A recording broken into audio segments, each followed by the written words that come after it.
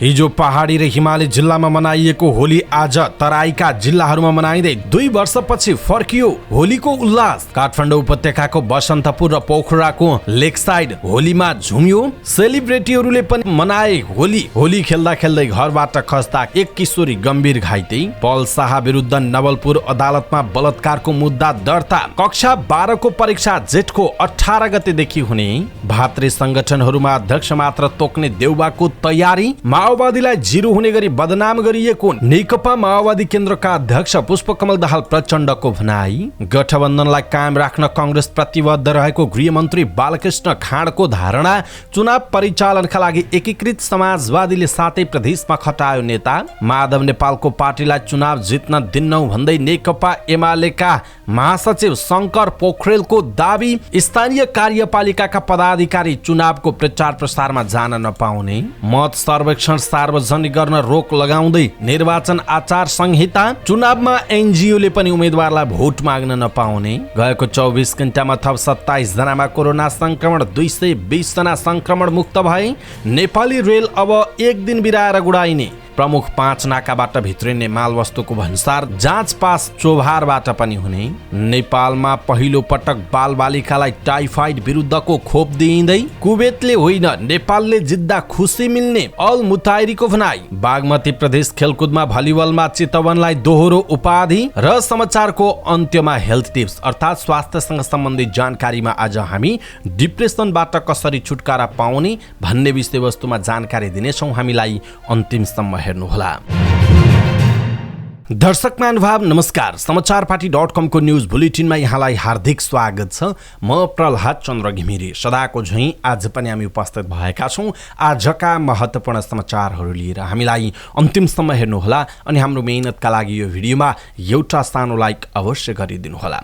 दर्शक महानुभाव आज मिति विक्रम सम्वत 2078 साल फागुनको 4 गते शुक्रबार ईस्वी सम्वत सन् 2022 मार्चको 18 तारिक फागुन शुक्ल पूर्णिमा। आज तराईका जिल्लाहरूमा फागु पूर्णिमा मनाइँदैछ।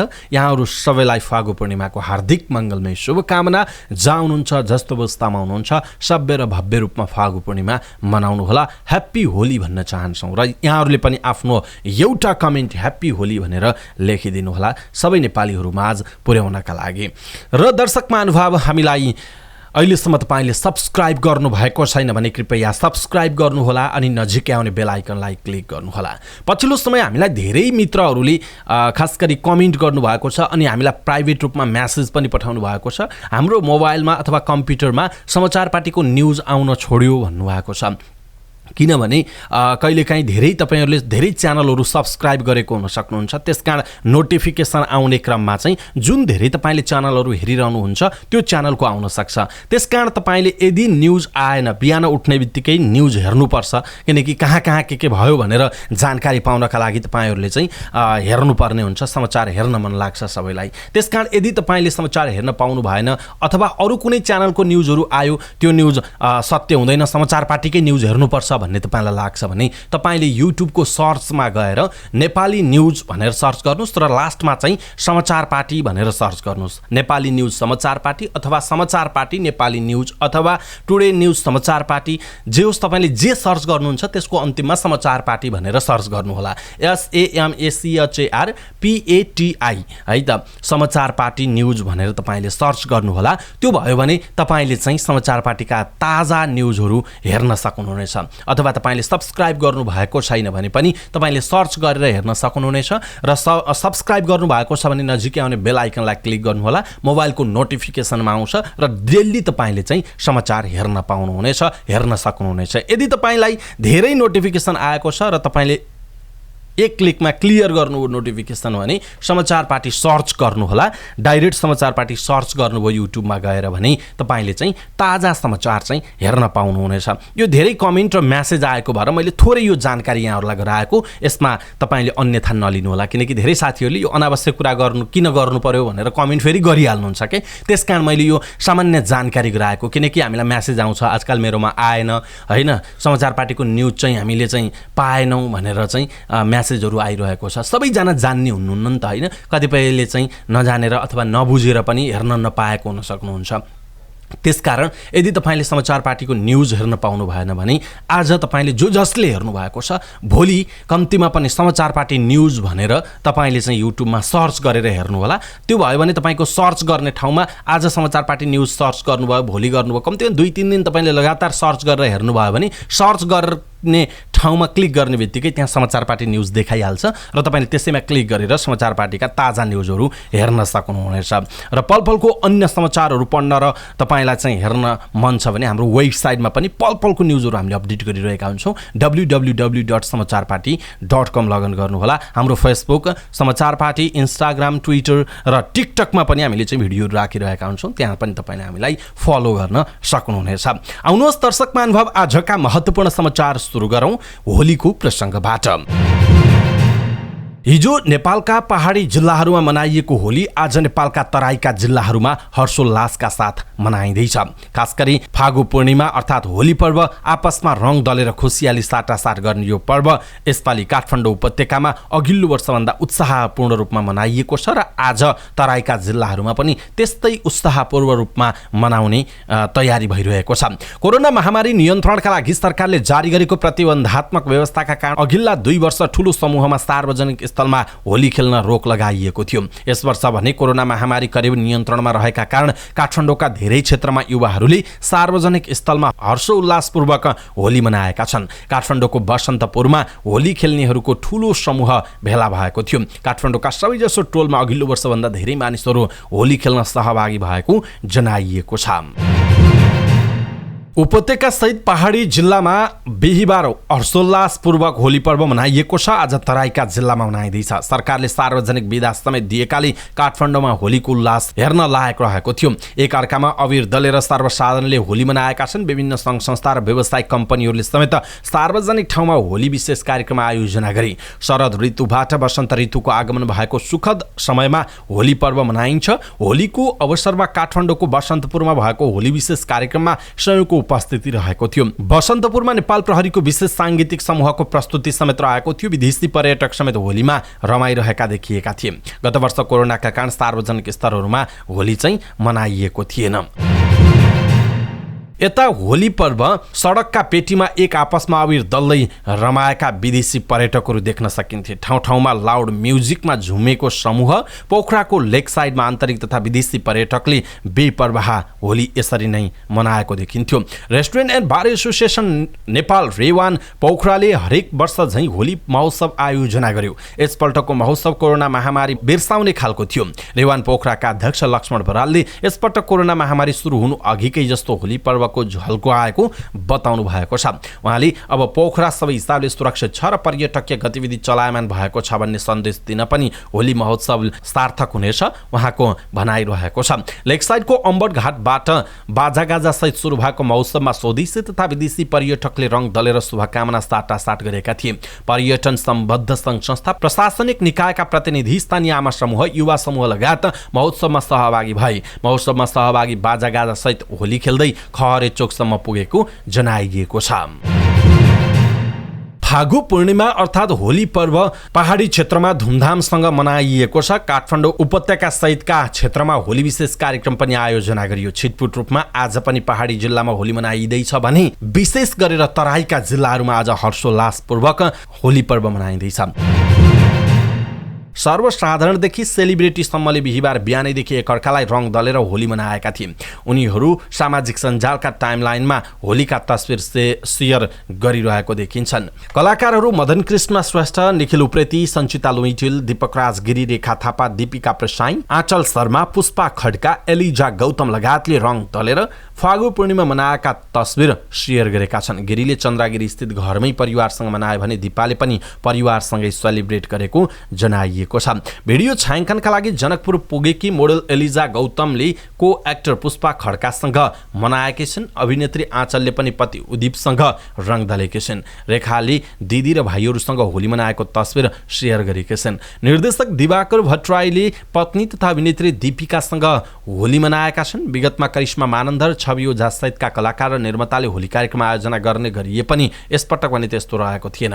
मण्डला थिएटरले कलाकारका लागि होली कार्यक्रम आयोजना गरेको थियो भने विभिन्न सङ्घ संस्थाले पनि आयोजना गरेको देखिएको थियो। काठमाडौँको बौद्धमा होली खेल्ने क्रममा 2.5 तलाको घरबाट खस्दा एकजना किशोरी गम्भीर घाइते भएका छन्। बौद्धको दक्षिण ढोका स्थित एक घरबाट भुइँमा खस्दा सिन्धुपाल्चोक घर भएकी विनिता चौलागाई गम्भीर घाइते भएको काठमाडौँ प्रहरी परिसर टेकुका एसपी दिनेश राज मैनालीले बताउनुभयो। उहाँका अनुसार कक्षा 11मा अध्ययनरत चौलागाई र उनका दाई बौद्धमा डेरा गरी बस्दै आएका थिए। उनी बिहिबार होली खेल्न आफन्तकोमा गएकी थिइन्। दिउँसो घरको छतबाट खस्दा फलामको मा खसेपछि उद्धार गरेर नेपाल मेडिकल कलेज जोरपाटी लगिएको मैनालीले बताउनु भएको छ। अभिनेता पल शाह विरुद्ध नवलपरासी पूर्व जिल्ला अदालतमा बलात्कार मुद्दामा अभियोग पत्र दायर भएको छ। 16 वर्षीय किशोरीले दिएको जायरीका आधारमा बिहिबार सरकारी वकिलको कार्यालयले शाह विरुद्ध अभियोग पत्र दायर गरेको हो।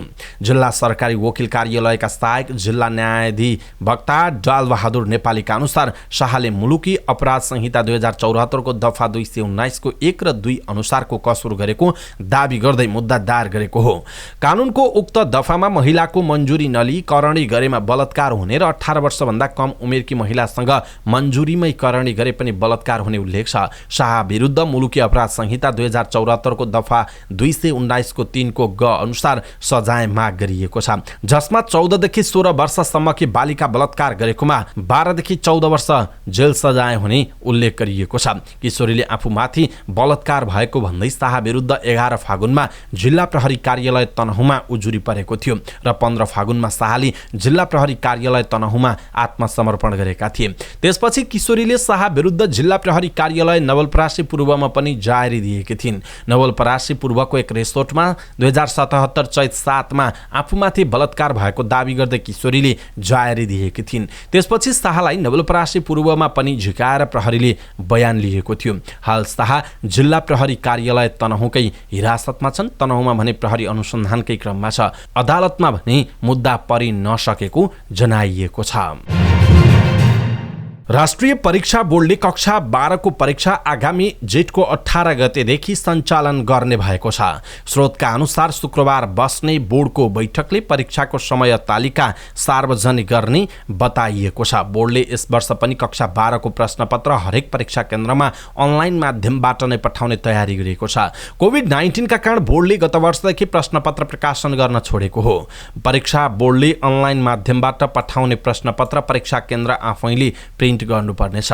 गत वर्ष अनलाइनबाट प्रश्नपत्र पठाउँदा भएको समस्या सुधार्दै प्रश्नपत्र पठाउने तयारी गरेको बोर्डले जनाएको छ। राष्ट्रिय परीक्षा बोर्डका अनुसार करिब 4 लाख विद्यार्थीले यस वर्ष कक्षा 12 को परीक्षा दिने जनाइएको छ।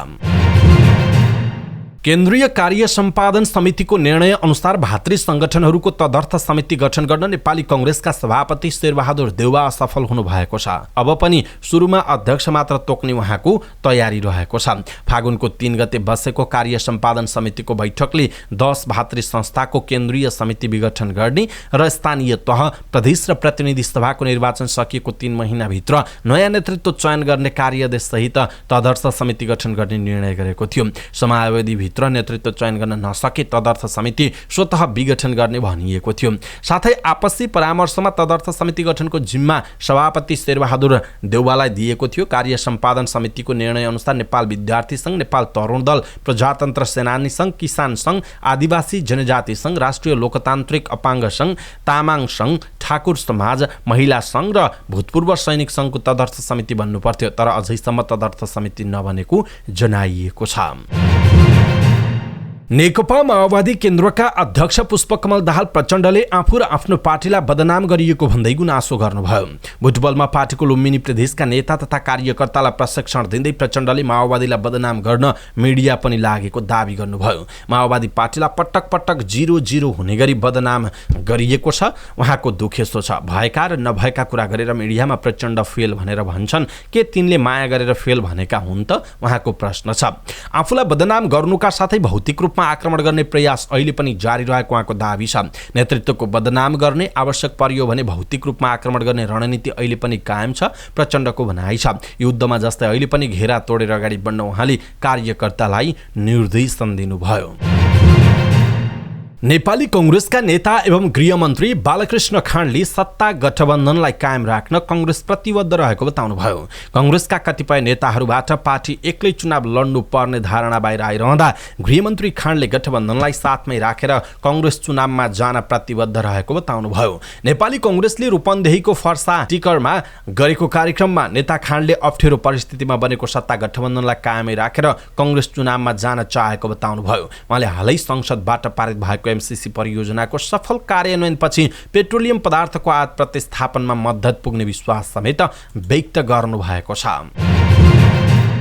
नेकपा एकीकृत समाजवादीले स्थानीय तहको निर्वाचन परिचालनका लागि 7 प्रदेशमा केन्द्रीय नेतालाई खटाएको छ। सचिवालयको बैठकले स्थानीय तहको निर्वाचन अभियानका लागि 7वटा प्रदेशमा खटिने नेताको टुङ्गो लगाएको प्रचार विभाग प्रमुख जगन्नाथ खतिवडाले जानकारी दिनुभयो। उहाँका अनुसार प्रदेश 1 मा उपाध्यक्ष प्रमेश हमाल, मध्य प्रदेशमा उपमहासचिव जगन्नाथ खतिवडा, बागमतीमा उपमहासचिव गंगालाल तुलाधर, गण्डकीमा उपाध्यक्ष जयन्ती राई खटिनुहुनेछ।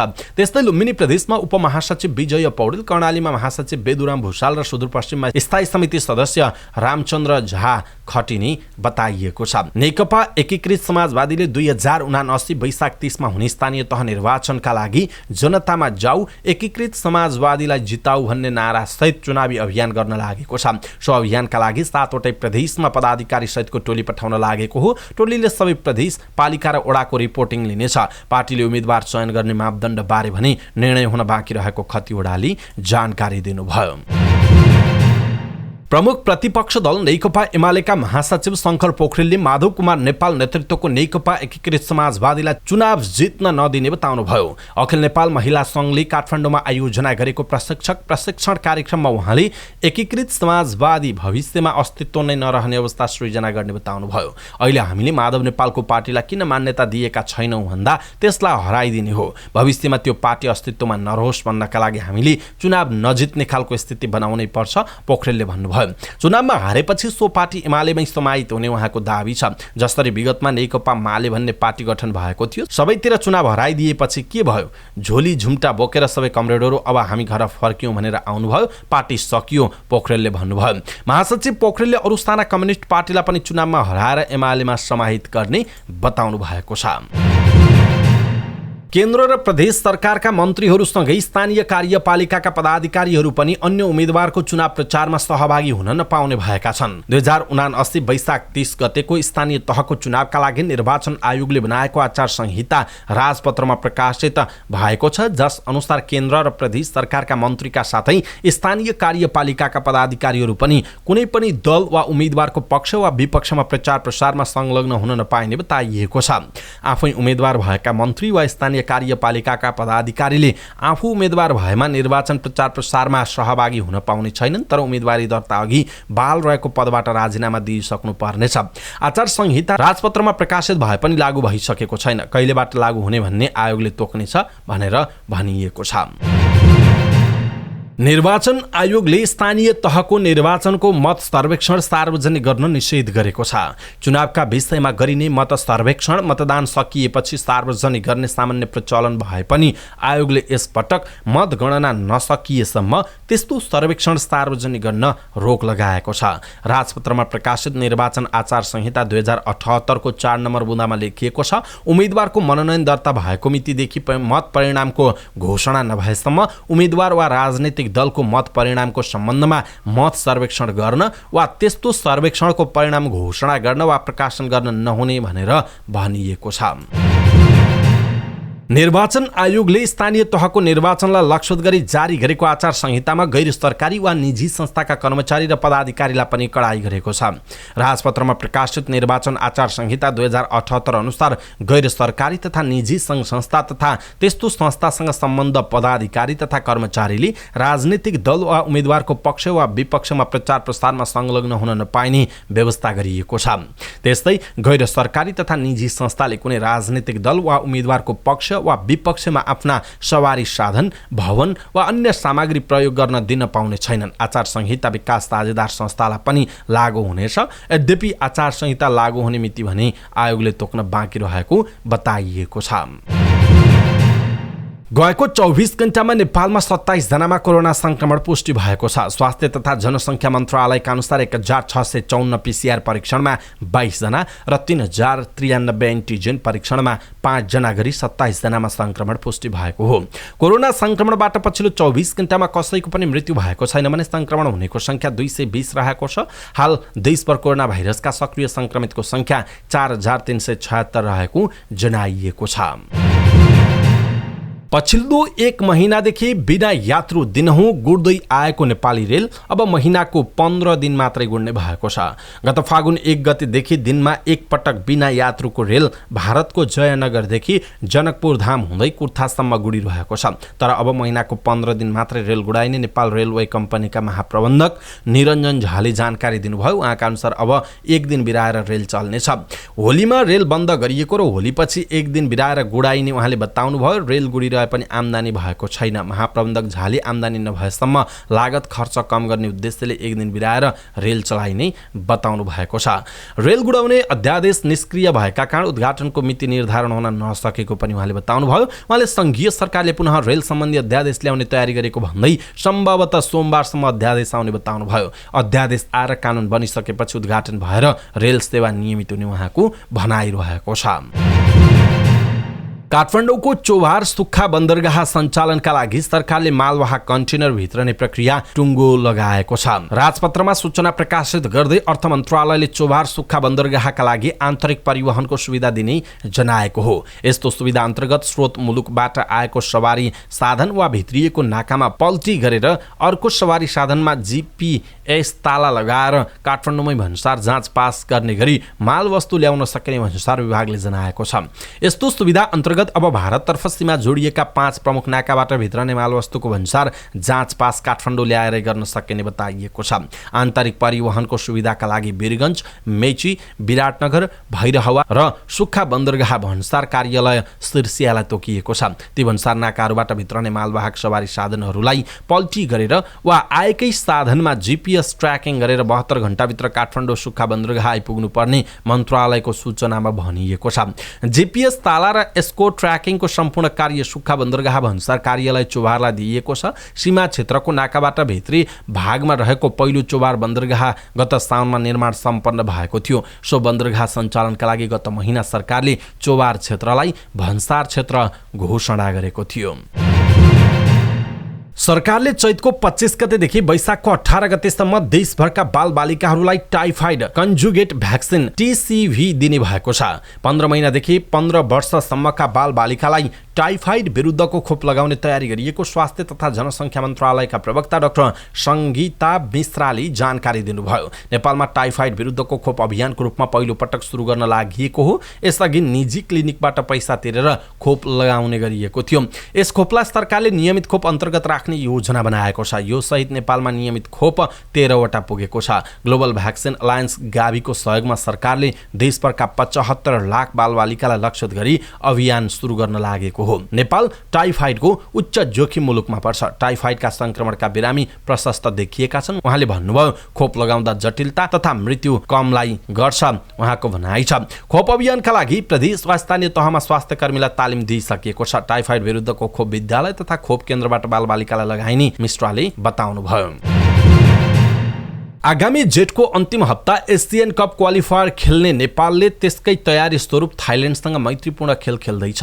चैतको 10 गते थाइल्यान्डमा हुने मैत्रीपूर्ण खेलको तयारीमा रहेको राष्ट्रिय फुटबल टिमका प्रशिक्षक अब्दुल्लाह अल मुताइडीले एसियन कप क्वालिफायरको तयारीबारे पत्रकारसँग खुलेरै कुराकानी गरेका छन्। नेपालले पहिलो खेल जोर्डनसँग जुनको 8 जेठ 26 मा खेल्नेछ। दोस्रो खेल कुवेतसँग जुन 11 जेठ 28 मा हुनेछ। तेस्रो खेल इन्डोनेसियासँग जुनको 14 जेठ 24 मा खेल्नेछ। अल मुताइडीले कुवेत विरुद्ध खेल्दा आफू भावनात्मक हुने गरेको उनले बताए। कुवेत विरुद्धको खेल मेरा लागि भावनात्मक हुनेछ। कुवेती नागरिक उनले भने त्यो खेलमा दुवै राष्ट्रको राष्ट्रिय गान गाउँछु उनको भनाइ छ। उनले आफू कुवेतबाट आए पनि महत्त्वपूर्ण कुरा भने अहिले नेपाली टिममा हुनुलाई मानेका छन्। म कुवेतबाट आएको हुँ तर अब म नेपाली हो। म पासपोर्ट केयर गर्दिन, म नेपालका लागि ज्यान दिन्छु। कुवेत जित्दा म खुसी हुन्न, मलाई खुसी मिल्न नेपालले जित्नुपर्छ। आशा छ मेरो विचारलाई सबैले सम्मान गर्नेछन्, अल मुताहिरीको भनाइ छ। उनले नेपाली समर्थकले आफूलाई धेरै माया गरेको भन्दै कुनै खेलमा आफूले राम्रो गर्न नसक्दा त्यो गुमाउनु पर्छ कि भन्ने चिन्ता भने लिएका छन्। नेपालीहरूको मायाले आफ्नो खराब समयमा पनि खुसी दिएको उनले बताएका छन्। चितवनले प्रथम बागमती प्रदेश खेलकुद प्रतियोगिता अन्तर्गत भलिबलमा दोहोरो उपाधि जितेको छ। चितवनले पुरुष र महिला दुवैतर्फको प्रतिस्पर्धामा उपाधि जितेको हो। बागमती प्रदेश खेलकुद परिषदले आयोजना गरेको खेलकुद प्रतियोगिता अन्तर्गत पुरुषतर्फको फाइनलमा चितवनले सिन्धुलीलाई 25-2, 25-21, 25-19 को सेटमा पराजित गर्यो। सिन्धुलीका सरोज झ्याउ उत्कृष्ट खेलाडी घोषित भए। स्पाइकरमा नवीन महतो, सेटरमा मन्जिल गुरुङ, डिफेन्डरमा चिन्तामणि महतो र ब्लकरमा सुमन तामाङ उत्कृष्ट बने छन्। उत्कृष्ट चारै चितवनका हुन्। महिलातर्फको फाइनलमा चितवनले रामेछापलाई 25-13, 25-18, 25-11 ले हरायो। चितवनकी आरती सुवेदी उत्कृष्ट खेलाडी बनिन्। स्पाइकरमा रामेछापकी सुनिता गौचन, सेटरमा चितवनकी ज्योत्सना महतो, डिफेन्डरमा रामेछापकी विमला सुनवार र ब्लकरमा रामेछापकी प्रेममाया तामाङ उत्कृष्ट ठहरिए। विजेतालाई बागमती प्रदेशका मुख्यमन्त्री राजेन्द्र प्रसाद पाण्डे, बागमती प्रदेश खेलकुद परिषदका सदस्य सचिव सूर्यलाल भण्डारी लगायतले कार्यक्रमका बीच पुरस्कृत गर्नु भयो। 4 दिने प्रतियोगिताको पुरुष महिलामा समान 12 टिमको सहभागिता रहेको थियो। समाचार पार्टी न्यूज बुलेटिनको क्रममा अब पालो हेल्थ टिप्सको। आजको हेल्थ टिप्स अर्थात् आजको हेल्थ टिप्समा हामीले डिप्रेसनबाट छुटकारा पाउने 10 उपायको विषयमा कुराकानी गर्नेछौँ। हामीलाई अन्तिमसम्म हेर्नुहोला। विश्व स्वास्थ्य संगठनको आकलनमा विश्वका लागि ठूलो चुनौती बन्दैछ डिप्रेसन। मुटु रोगपछि डिप्रेसन दोस्रो ठूलो समस्याको रूपमा देखा पर्ने अनुमान गरिएको छ। अन्य अध्ययनहरूले पनि डिप्रेसनले संसारलाई गाँच्दै गएको देखाउँदै यसले निम्त्याउने सम्भावित खतराबारे सचेत गराएको छ। डिप्रेसन मूलतः मानसिक समस्या हो, तर डिप्रेसन पैदा गराउने कारण भने मानसिक मात्र हुँदैन, शारीरिक कारणले समेत यो समस्या निम्त्याउँछ। मानिसको कुण्ठा, चिन्ता, पीड, आकांक्षा जस्ता कुराले डिप्रेसन पैदा गर्छ। डिप्रेसनको लक्षण देखिएको लामो समयपछि मात्र हामीले थाहा पाउँछौँ कि मलाई डिप्रेसन भएको छ। यद्यपि सुरुवाती अवस्थामै यसबारे थाहा भयो भने उपचार जटिल हुँदैन, त्यसबाट सजिलै उम्कन सकिन्छ। त्यसैले डिप्रेसनको लक्षणबारे सबैले बुझ्नुपर्छ। आफूले मात्र होइन, आफ्ना परिवार समेत डिप्रेसनमा छन् कि छैनन् भन्ने कुरा ख्याल राख्नुपर्छ। त्यसैले तपाईले यो भिडियो सबै नेपालीहरूमा पुर्याउनका लागि एउटा शेयर गरिदिनुहोला। त्यसले गर्दाखेरि धेरै नेपालीहरूलाई सहयोग पुग्छ। डिप्रेसन भएको हुन सक्ने लक्षणहरू के हुन सक्छ भन्दा राम्रोसँग निन्द्रा नलाग्नु, भोक कम लाग्नु, अपराध महसुस गर्नु, जति बेला पनि उदास हुनु, आत्मविश्वासको कमी हुनु, थकान र सुस्तता महसुस हुनु, यौन उत्तेजनाको अभाव हुनु, मादक पदार्थ सेवन गर्नु, एकाग्रतामा कमी हुनु, आत्महत्या गर्ने सोच आउनु, कुनै पनि काममा रुचि नलिनु यी लक्षणहरू हुन्। कसरी बच्ने त यसबाट? डिप्रेसनबाट बच्ने राम्रो विधि भनेको यसबारे खुलेरै कुराकानी गर्नु हो। आफ्नो नियमित जिन्दगीमा सानोतिनो सुधार ल्याएर व्यवस्थित गर्नुपर्छ। आफू र आफ्नो शरीरका लागि समय दिनुपर्छ। यो कसरी गर्ने त? आउनुहोस् अब चर्चा गरौँ है त। कुरा गरौँ, सहयोग मागौँ। डिप्रेसनमा परेका व्यक्तिहरूले यसबाट बाहिर निस्कनका लागि आफ्नो मनले खाएका प्रियजनहरूसँग नियमित सम्पर्कमा रहनुपर्छ। उनीहरूलाई खुलेर आफ्नो समस्याहरू सेयर गर्नुहोस् र परिस्थितिसँग लड्नका लागि उनीहरूको मद्दत माग्नुहोस्। यसमा अप्ठ्यारो मान्नुपर्ने कुनै कुरा छैन। सबैभन्दा नजिकका साथीहरूले खराब समयबाट बाहिर निकाल्दैनन् भने अरू कसले निकाल्छ त? है, त्यो भएर कुरा गर्नु र सहयोग चाहिँ माग्ने गर्नुपर्छ।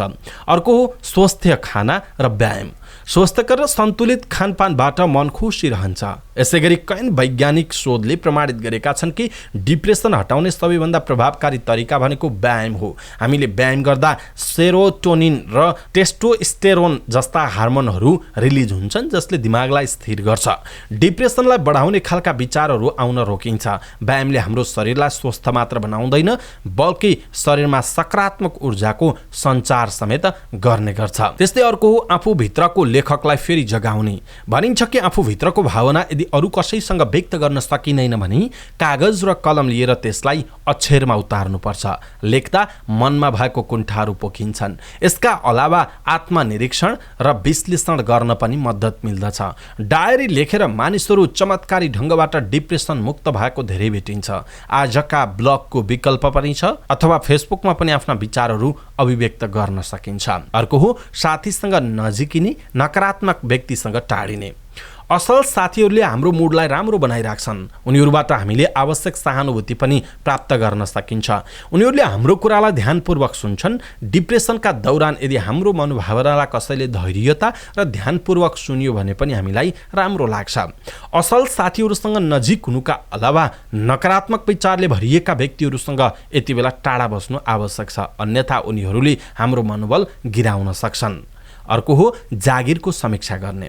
आजकल कार्यस्थलमा कर्मचारीहरूलाई खुसी राख्ने विषयमा ठुला ठुला कुराहरू गरिन्छ, तर वास्तविकता भने अलग हुन्छ। यदि हामी पनि कार्यस्थलमा तनावयुक्त महसुस गरिन्छ भने आफ्नो जागिरबारे पुनर्विचार गर्नुपर्छ। हुनसक्छ जागिर नै हाम्रो चिन्ताको प्रमुख कारण होस्, जसले हामीलाई डिप्रेसनतर्फ धकेलेको होस्। यस्तो जागिर त्यागिदिनुहोस् ताकि तनावमुक्त भएर बाँच्न सकियोस्। हामी यसको विकल्पमा अरू काम खोज्न सकिन्छ, तर खाली बस्नु हुँदैन। नियमित रूपमा छुट्टी लिने। आफ्नै अफिस, सहर र दिनचर्याले पनि मानिसहरूलाई बोर गर्छन् र बिस्तारै नकारात्मकतातर्फ लैजान्छन्। माहौल बदलिरहँदा नकारात्मक विचारलाई टाढा राख्न मद्दत मिल्छ। यदि लामो बिदा पाइएन भने सप्ताहन्तमा कतै निस्किनुपर्छ। अनुसन्धानले नै के देखाएको छ भने नियमित रूपमा बिदा बस्ने व्यक्तिहरूको तुलनामा बिदा कम बस्ने व्यक्तिहरू बढी तनावमा रहन्छन्। अर्को हो पर्याप्त सुत्ने। एउटा आनन्दको निन्द्राले हामीलाई सकारात्मक ऊर्जाले भरिदिन्छ। अध्ययनबाट पत्ता लागेको छ कि दैनिक 7 वा 8 घण्टा सुत्ने व्यक्तिहरूमा डिप्रेसनको लक्षण कम देखिन्छ। त्यसैले व्यस्तताका बावजुद आफ्नो निन्द्रासँग सम्झौता नगरौँ। अर्को हो हल्का फुल्का सङ्गीत सुनौँ। जब मानिसहरू डिप्रेसनबाट ग्रस्त हुन्छन्, मिठो सङ्गीत सुन्दा उनीहरूलाई आनन्द लाग्छ। यो तथ्य कैयन वैज्ञानिक शोधहरूले पुष्टि गरिसकेका छन्। त्यसैले जब तपाईँ मानसिक रूपले समस्यामा हुनुहुन्छ, आफ्नो मनपर्ने सङ्गीत सुनौँ। सङ्गीतमा मानिसको मुड बदल्ने र मनलाई अवसादबाट बाहिर निकाल्ने अद्भुत शक्ति हुन्छ। तर अति दुखी गीतहरू चाहिँ नसुनौ, यसले उल्टै डिप्रेसनलाई बढाउन सक्छ। अब अर्को कुरा हो पुराना कुराहरू नसोच्ने। आफ्ना पुराना गल्तीहरू सम्झिने र त्यसमा पछुतो मान्ने गरियो भने झनै डिप्रेसनको चङ्गुलमा फँसिनेछ। पुराना कुराहरू हाम्रो नियन्त्रणमा हुँदैनन्, त्यसलाई दिमागमा राखेर के फाइदा। पुराना कुराहरू सोच्नुभन्दा आज भन्नेमा केन्द्रित हुनुहोस् है त। अर्को हो मानिससँग घुलमिल हुने। डिप्रेसनबाट ग्रस्त भएको व्यक्तिले आफूलाई बाँकी दुनियाँबाट टाढा राख्नु नै सबैभन्दा सजिलो समाधान ठान्छ, किनभने आफ्नो समस्या अरू कसैले पनि बुझ्दैनन् भन्ने उसलाई लाग्छ। तर यसो गर्दा डिप्रेसनको समाधान होइन, उल्टो फल्ने फुल्ने मौका पाउँछ। यदि आफ्ना नजिकका आफन्त र साथीभाइहरूसँग पनि आफ्ना कुराहरू सेयर गर्न सकिएन भने मनोचिकित्सकको सल्लाह लिन जानुपर्दछ। दर्शक महानुभाव, आज हामीले डिप्रेसनबाट कसरी छुटकारा पाउन सकिन्छ भन्ने विषयवस्तुमा 10 वटा उपाय यहाँहरूलाई जानकारी दियौँ। तपाईँलाई कस्तो लाग्यो आफ्नो धारणा तलको कमेन्ट बक्समा कमेन्ट गर्नुहोला। अनि सबै नेपालीहरू माझ पुर्याउनका लागि यो भिडियोलाई कम्तीमा पनि एउटा सेयर गरिदिनुहोला। आफ्नो फेसबुकमा, मेसेन्जरमा, व्हाट्सएपमा, भाइबरमा पठाइदिनुहोला। सबै नेपालीहरू माझ पुर्याउनका लागि तपाईँले यति सहयोग गरिदिनुहोला, किनकि कोही व्यक्ति डिप्रेसनको शिकार भइरहेको छ भने र यति मात्रै कुरा सुन्यो भने पनि उसले आफ्नो जिन्दगी बदल्न सक्छ, बाँच्ने साहस ल्याउन सक्छ, नयाँ ऊर्जा पलाउन सक्छ। कृपया यति सहयोग तपाईँले गरिदिनुहोला। एउटा सेयर चाहिँ तपाईँले आज गरिदिनुहोला, अथवा समाचार पार्टी सर्च गरेर हेर भनेर कसैलाई भनिदिनुहोला है त। समाचार पार्टी न्यूज बुलेटिनमा अब पालो समाचार पार्टी माइन्ड क्विजको। समाचार पार्टी माइन्ड क्विजको आजको प्रश्न छ, साहसिक महिला पुरस्कार 2022बाट सम्मानित हुने सामाजिक अभियन्ता को हुन्? सामाजिक महिला पुरस्कार 2022बाट सम्मानित हुने सामाजिक अभियन्ता को हुन्? कृपया आफूलाई लागेको सही उत्तर तलको कमेन्ट बक्समा कमेन्ट गर्नुहोला। हवस् त दर्शक महानुभाव, आजका महत्त्वपूर्ण समाचारहरू यति नै। हामीले प्रस्तुत गरेका समाचारहरूप्रति तपाईँको धारणा के आफ्नो धारणा तलको कमेन्ट बक्समा कमेन्ट गर्नुहोला। हाम्रो मेहनतका लागि यो भिडियोमा एउटा सानो लाइक अवश्य गर्नुहोला। दर्शक महानुभाव, पलपलको न्युज अपडेटका लागि हाम्रो च्यानललाई सब्स्क्राइब गर्नुभएको छैन भने कृपया सब्स्क्राइब गर्नुहोस् अनि नजिकै आउने बेल आइकनलाई क्लिक गर्नुहोला। पलपलका न्युजहरू हेर्नका लागि, ताजा र महत्त्वपूर्ण समाचार पढ्नका लागि हाम्रो वेबसाइट www.समाचारपाटी.com लगइन गर्नुहोला। फेसबुकमा समाचार पार्टी, ट्विटरमा समाचार पार्टी, इन्स्टाग्राममा समाचार पार्टी, टिकटकमा पनि समाचार पार्टी सर्च गर्नुहोला। हामीलाई फलो गर्नुहोला। त्यहाँ पनि हामीलाई सल्लाह सुझाव दिन नबिर्सिनुहोला। सँगसँगै हामी अन्तिममा छौँ र अन्त्यमा फेरि एकचोटि अनुरोध गर्दछु, तपाईँले गएर समाचार पार्टी भनेर आफ्नो युट्युबमा सर्च गर्नुहोला है। समाचार पार्टी न्युज भनेर सर्च गर्नुहोला, आउँछ कि आउँदैन। धेरै व्यक्तिहरूले समाचार पार्टी न्युज आएन हाम्रो मोबाइलमा अथवा कम्प्युटरमा भनेर भन्नुभएको छ। त्यसकारण तपाईँ जसले हेरिरहनु भएको छ, कृपया समाचार पार्टी SAMACHR समाचार हुन्छ है, SAMACHR समाचार, PATI समाचार पार्टी भनेर अनि NEWS न्युज समाचार पार्टी न्युज भनेर सर्च गरिदिनु होला र समाचार पार्टी आए पछाडि त्यो न्युज तपाईँले चाहिँ हेरिदिनु होला है त। अरू सल्लाह सुझाव अनि प्रतिक्रियाको हामी अपेक्षारत रहन्छौँ। हेरेर साथ दिनुभयो धेरै धेरै धन्यवाद छ तपाईँलाई। हवस् त दर्शक महानुभाव, अर्को श्रृङ्खलामा फेरि हाम्रो भेट हुनेछ। तपाईँ समाचारपाटी.com हेर्दै गर्नुहोस्। नमस्कार।